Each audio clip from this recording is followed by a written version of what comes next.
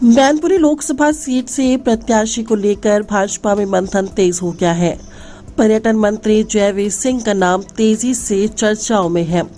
इसी बीच मंगलवार को बेवर के गांव परौंख पहुंची डिंपल यादव ने कहा कि जयवीर सिंह अगर मैनपुरी से प्रत्याशी होते हैं, इससे अच्छी बात नहीं हो सकती है। उन्होंने कहा कि सपा के लिए वे कोई चुनौती नहीं है। वहीं भाजपा को घेरते हुए उन्होंने कहा कि उनकी कथनी और करनी में अंतर है। लोगों से खातों में लाखों रुपए की धनराशि भेजने, रोजगार देने, महंगाई घटाने जैसे वादे किए गए थे, लेकिन ये सभी वादे फेल हो गए। कहीं ना कहीं खलबली मची हुई है शासन को कि कहीं ना कहीं लोगों के जनाधार में उनको घटता हुआ दिखाई दे रहा है, क्योंकि लोग खुश नहीं हैं, क्योंकि लोग समझ रहे हैं कि इनकी करनी और कथनी में बहुत फर्क है और इनकी जो नीतियां हैं वो लोगों को कहीं ना कहीं पिछाड़ रही हैं। उन्होंने कहा कि हिंदू धर्म में कहावत है कि प्राण जाए पर वचन ना जाए, लेकिन भाजपा ने अपने किसी भी वचन को नहीं निभाया। हिंदुइज्म में बहुत बड़ी कहावत है कि प्राण जाए मगर वचन ना जाए, और जहां भाजपा की सरकार आई थी और उन्होंने कहा था कि सबसे पहले 14 लाख रुपए लोगों के अकाउंट में पहुंचेंगे, बात यहां से शुरू करते हैं। उसके बाद कहा था कि 2 करोड़ लोगों की नौकरियां लगेंगी, युवाओं की, हर प्रति वर्ष। उसके बाद कहा था कि गैस सिलेंडर जो है बहुत सस्ते और मुफ्त मिलेंगे।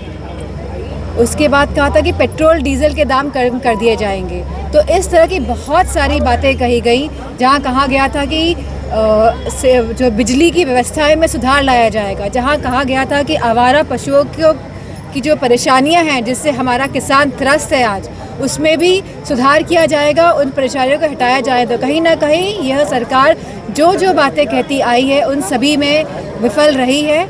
सांसद ने कहा कि इंडिया गठबंधन जब से बना है तब से सबसे ज्यादा परेशान भाजपा ही है। गठबंधन मजबूती के साथ चुनाव लड़ रहा है और लोगों का समर्थन भी भरपूर मिल रहा है।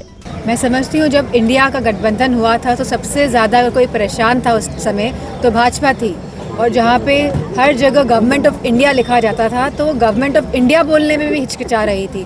तो मैं समझती हूँ इंडिया गठबंधन जो है बहुत ही मजबूती के साथ पूरे देश में चुनाव लड़ रहे हैं और कट्टरता से लड़ रहे हैं। और मुझे खुशी इस बात की है कि लोगों का समर्थन लगातार इंडिया गठबंधन को मिल रहा है, और जिन प्रदेशों में रीजनल पार्टीज़ हैं, क्षेत्रीय दल हैं, उन प्रदेशों में लोगों का समर्थन उन क्षेत्रीय पार्टियों को भी मिल रहा है लगातार। उन्होंने कन्नौज और मैनपुरी में पूर्व में हुए चुनावों में प्रशासन का दुरुपयोग करने के भी आरोप लगाए।